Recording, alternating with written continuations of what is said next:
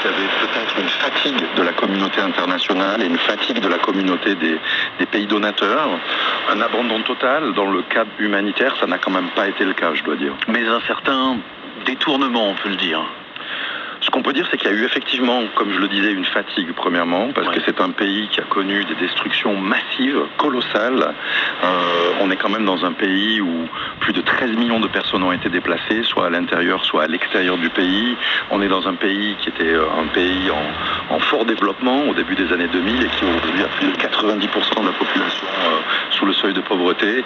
C'était donc un pays qui a nécessité un effort très, très important de la communauté internationale, mais qui peu à peu est sorti un peu des agendas politiques, également à la faveur d'autres crises dans le monde, à commencer par Gaza, mais également dans des pays comme le Soudan et d'autres régions du monde. Vous commenciez à l'évoquer, des Syriens dans une situation catastrophique. 7 Syriens sur 10 ont besoin d'aide humanitaire selon l'ONU.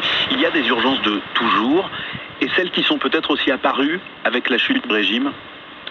On a effectivement des urgences de divers types. On a effectivement des opérations qui doivent continuer pour une partie très importante de la population qui a besoin d'avoir accès à l'eau, accès à l'électricité, accès aux services de santé. Ça, c'est quelque chose qui malheureusement était avant la chute du dernier régime, mais qui continue aujourd'hui, pour lesquels on doit vraiment se battre pour pouvoir aider la population.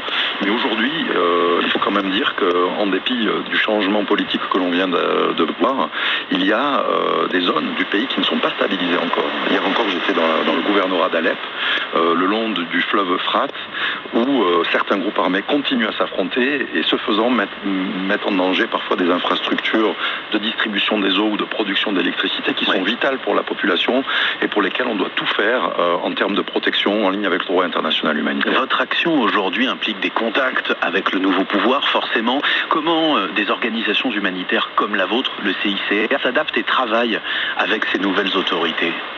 Écoutez, pour nous, depuis 160 ans, on est une organisation qui travaille dans tous les pays qui ont été affectés par la guerre.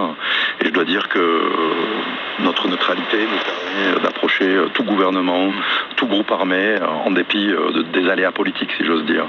Donc ce nouveau gouvernement qui a été établi, nous avons bien évidemment pris contact avec lui dès son installation, très tôt, afin d'expliquer qu'il était important de continuer l'action humanitaire, qu'il était important pour les nouvelles autorités de donner des accès, de donner des autorisations, de façon à ce que justement notre aide puisse continuer à être fournie à la population en grand besoin. Un mois après, on voit donc les premiers équilibres, les premiers rapprochements se dessiner sur le plan diplomatique. La Turquie semble le grand gagnant et le pays qui s'implique le plus dans l'avenir, notamment politique du pays.